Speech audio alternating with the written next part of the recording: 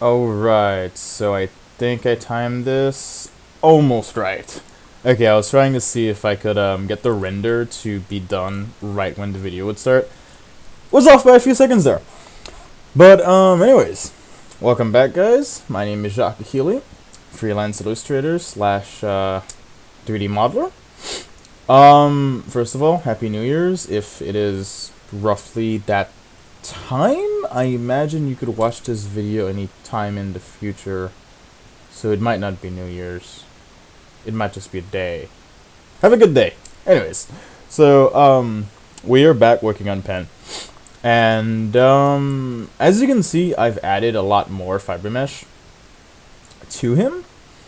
I kind of skipped the footage of me just adding Fibermesh because it was a lot of just kind of the same thing, and I don't know, I didn't really have much to say about it except rinse and repeat, really.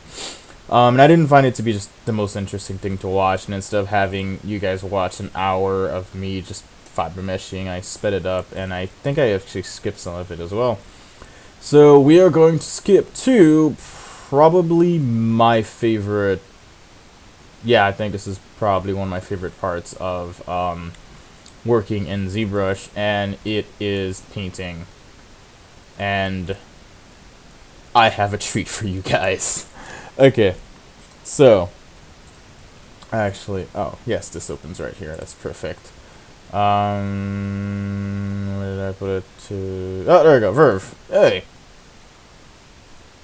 Okay, so this neat little program is called Verve Painter. I will put a link to its download in the description, and I'm just gonna be quiet and show you guys the amazingness that is this program. So, what Verve is that it is a fluid simulation program. So normally it runs a lot smoother, but basically what this program is a fluid simulation program, and I'm actually just going to try to restart it. Maybe that'll help. Actually looks like it's stabilizing a little bit. Okay. So I'm going to try to show off what it can do. Oh, this is a very poor representation of what it can do. The lag is really throwing me off here. But, so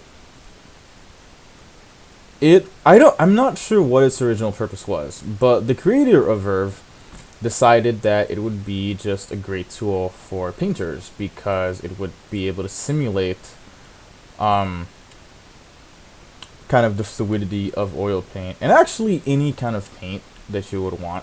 So what Verve allows you to do is that you can calibrate different fluid settings. So like drying speed, how much color you can push around, how much chroma you shift from smudging, how much mouse speed. I'm actually not sure what this does. I've never moved this. Oh my god! That's fantastic. Okay, I did not realize that. So mouse speed, if you put it to 100%, helps with lag. I did not know that. Wow. Okay, this is awesome. Anyways, back to Verve. So the ones I mostly use are Fluidity, and so the higher the fluidity, this, just literally this, it becomes I think it's called the K value in physics, where it's basically its resistance to being deformed and being smudged around. The higher the fluidity, just the more it will just run around and smudge and just be delicious, random, and chaotic. If you reduce it, then it's, you know, it's kind of like really thick oil paint. Like, what was it, titanium white, I think? Kind of behaves like this color right now. And so let's see, there's this one, which is probably the one I use the most. I actually need a better way to demo this.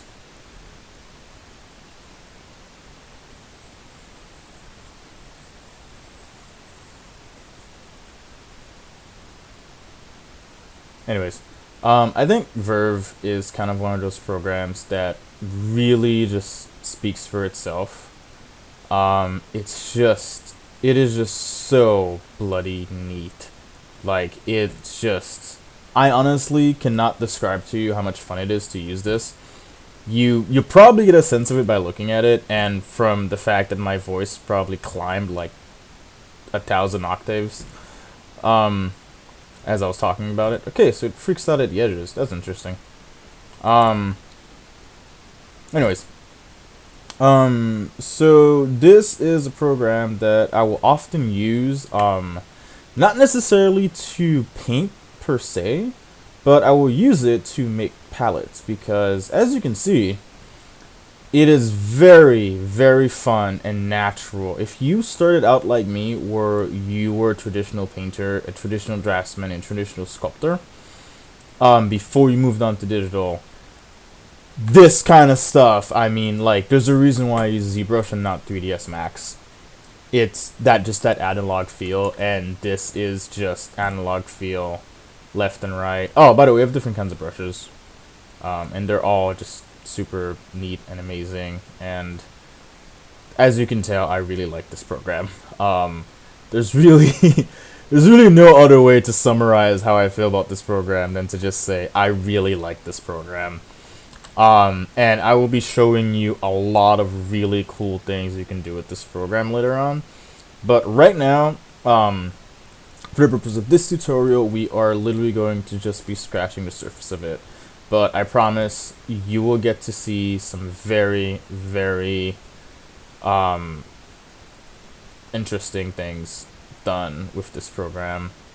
And as you can see, even just kind of me fooling around, it's just delicious and smooth and calming, and I love it. It's just fantastic. Oh, by the way, you can also you can change the canvas properties, which is another pretty awesome feature.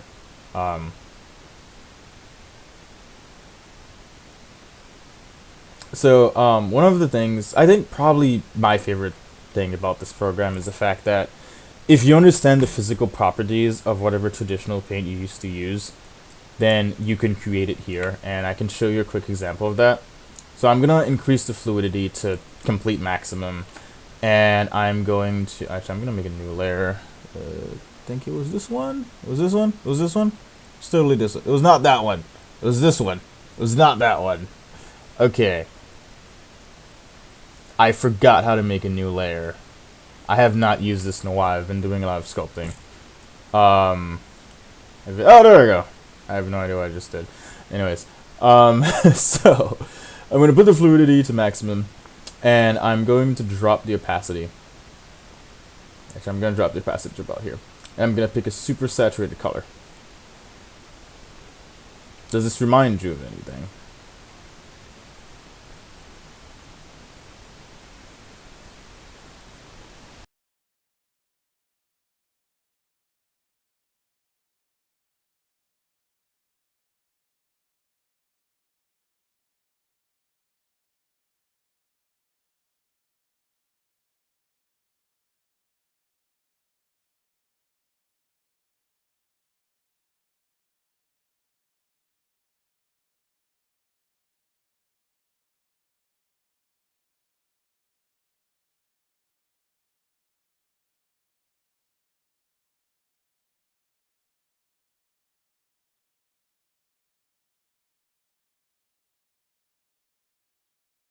Alright, so let's go for, you know what? Let's go for that cobalt blue color I love so much. I think it's about here, right? Pretty opaque color. Actually, very close to full matte. It's not that liquid.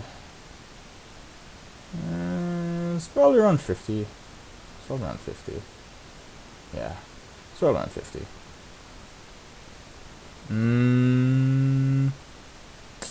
It's a little glossy. Let's see, glossiness. Oops, sorry. I think this is probably where it should be. Yes! Okay, there you go. So this color was a color. Actually, it's a little too fluid still. I think I might have to just make it. Oh no, there we go. There we go. Yeah. Sorry, it's been a It's been a while since I've used this program. I honestly have no good justification why. It's amazing. But, I actually have no idea what I'm doing. I am completely off track. Holy crap. Anyways, Verve Painter, ladies and gentlemen. It's amazing. Go download it right now. Alright, so I'm gonna close this because I already have something made for this. Tutorial, Fibermesh. Okay, oh, what am I doing? Textures, import. So, I had made a palette for in Verve for this particular project already. So textures, add to spotlight. Nice, light box. So as you can see, there is. Let me just get rid of this. As you can see, there is a fair amount of color in here. All of these colors are colors that I either think I might need at some point, possibly, or colors that I think might be nice to have just in case. Like this green, for example. I don't know if I'll get to use it. I honestly have no idea if I'm going to get to use that. But it's a nice green color. I might find a way to use it. I don't know. Anyways, so let's get to painting. I think I've talked long enough. So we have this in our spotlight, and turn off the add, turn RGB on, and let's have some. Wait, am I on the right tool? Yeah, I'm on the right tool. I'm really paranoid about putting on the wrong tool. I've actually, why is this on? I've actually, I've done that a number of times and just started painting on it and just kind of had like the embarrassing, realization that I was on the wrong subtool and painting on nothing, or just, over painting on a tool that I had already used, and, kind of just sucks. So I'm probably more paranoid about checking on things like that than I probably should be. So I'm using Spotlight right now just to kind of demonstrate to you guys how quickly you can get things done in the Spotlight, but I don't really plan to stay on Spotlight. I use Spotlight mostly to paint things that I already know what they're supposed to look like. So for scientific illustration, for example, I will totally use Spotlight. I actually mostly use Spotlight for scientific illustration so that I can kind of 3D photo bash to make the textures. But in the case of concepting, where I'm not 100% sure how something is going to look, I usually like to just place the texture inside of a brush and then use alphas and stroke. So for example, I'll color spray and maybe, you know what, I'll turn alpha off for now because I just want to block in some color. Oh, that was a little aggressive. And then I'm going to make this a little smaller. Reduce the intensity a little bit. There we go. And I think I'm gonna put a little color on the whiskers here.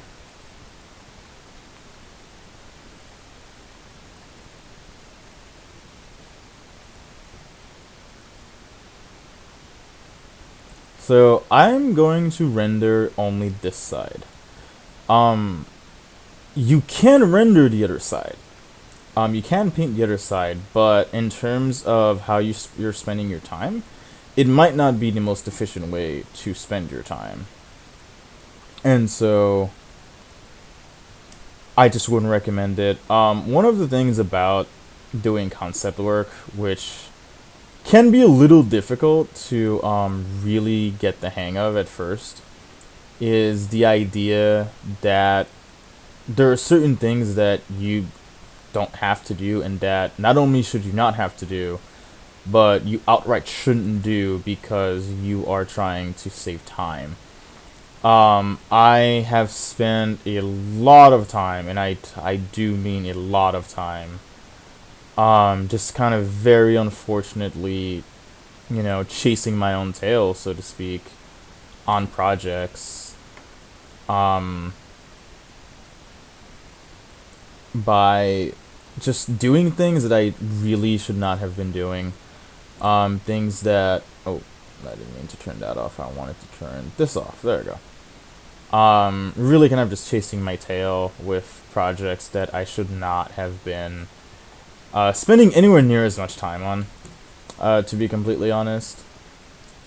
And that catches up to you. It catches up to you and it adds, oh, what? Color, clear color? What's going on? Fill object. Oh, right, the intensity is at maximum. Fill object. Fill it again. Really? That was a color? I could have sworn it was more red earlier. Anyways. Oh, dang. I didn't mean to do that. Where is it? Yeah.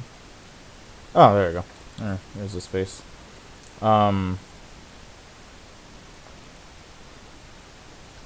Yeah, so you don't want to waste your time. Because it's not just your time, first of all. It's your time, it's the client's time, it's whoever else is involved in this project's time. I'm just gonna save real quick. I have a strange feeling.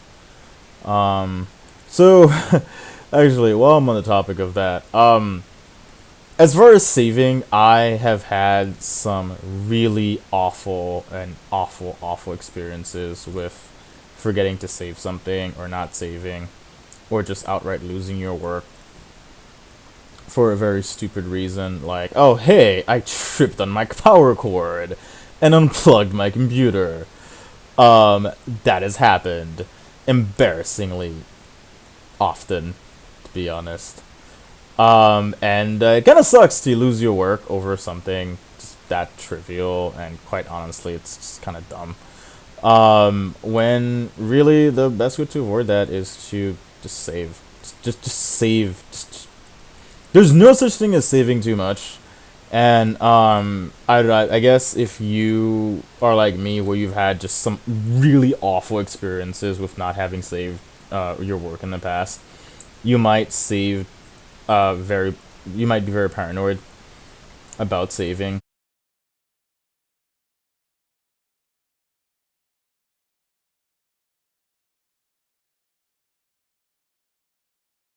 And I have backups upon backups upon backups on different hard drives, and all of that is for one purpose. It's that if anything happens at all, I'm okay. And now that I'm thinking about it, I kind of want more backups. Um, it's just good to have. It honestly, I cannot stress this enough. It is just good to have. Okay, so I think his fur needs to get a little thicker. So what I'm gonna do is I'm going to where is it? Is that the one? That's not the one. Where is his? Oh, there you go.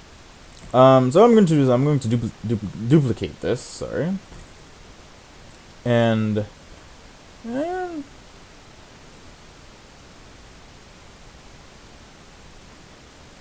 let's brush him around a little bit. I actually really like how this came out. So, is it brushing both? Okay, I'm gonna lengthen some of these because they're just not cutting it for me right now.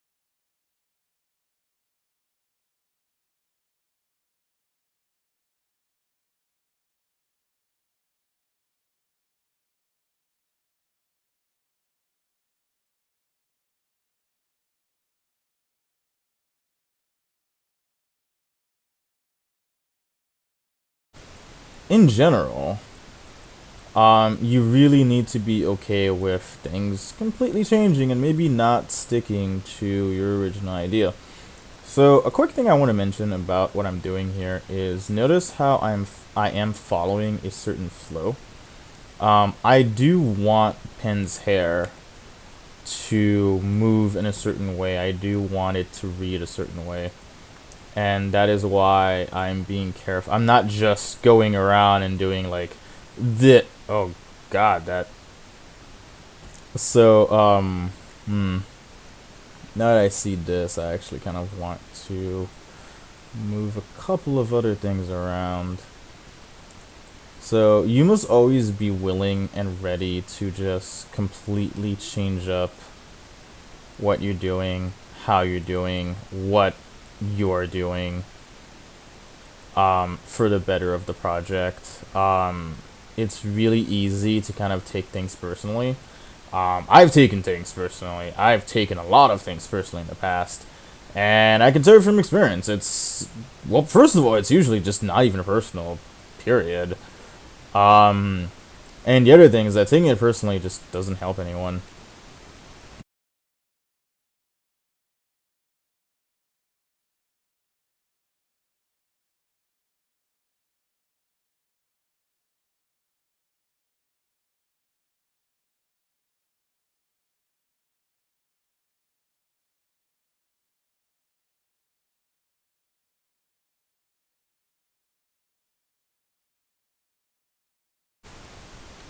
So, I think I'm gonna undo everything I just did on the whiskers there. I wasn't feeling it. I had an idea in my head, and it just kind of didn't pan out. And so, yes. And so I'm just gonna, I'm just gonna go back. Um, don't ever be afraid to go back to an older version of your model if you mess up something. Uh, so I feel like in drawing that doesn't, maybe it still kind of applies. I'm not sure. I feel like I should paint more before I can make a solid statement on that.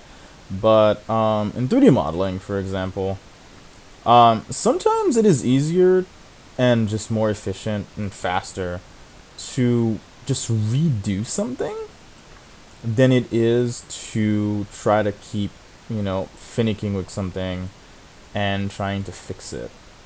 Now, this is not always the case. Sometimes it is better to, keep working at it instead of restarting. But you want to be able to recognize those instances and, act accordingly. And that takes experience and time. And I know I say this a lot, and I know it's one of those things that I feel like everyone is just so tired of hearing, right? Like, you need, this is an entry level position, but you need 5 years experience. I feel like everyone's kind of just sick and tired of it.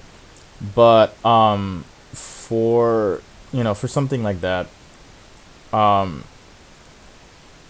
it, I can't give you a solid rule of when it's best to restart something versus finicking with it, or when it's best to go back to an older version. So I kind of like seeing the difference between this and that. Um, like, when is it better to go back to an older version?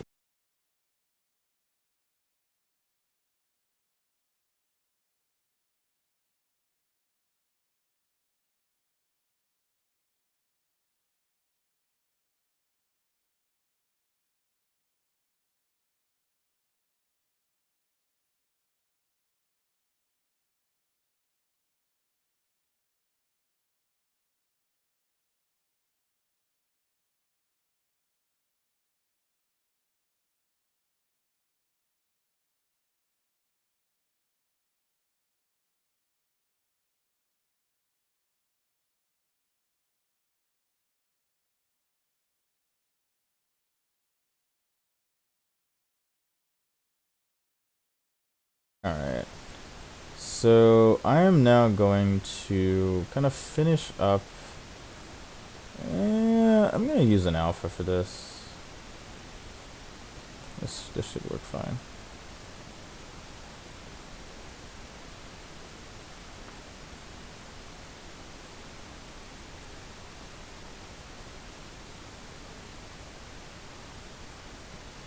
Hmm.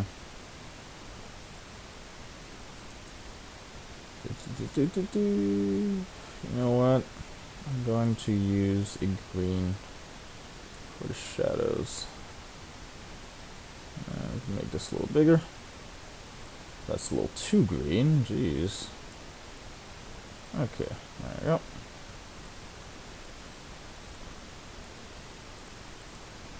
Let's drop this down.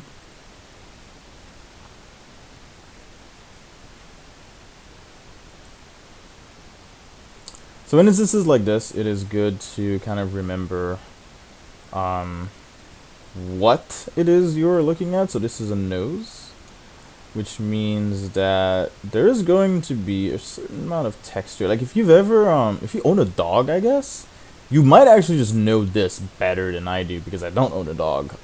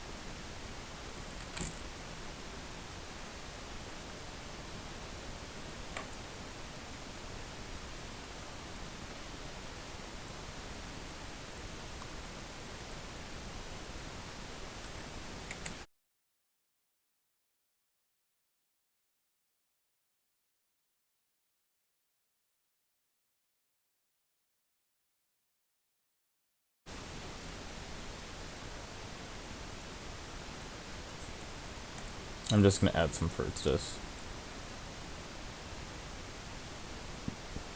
I think I was trying to avoid adding fur to it, but I'm just gonna add some fur to it.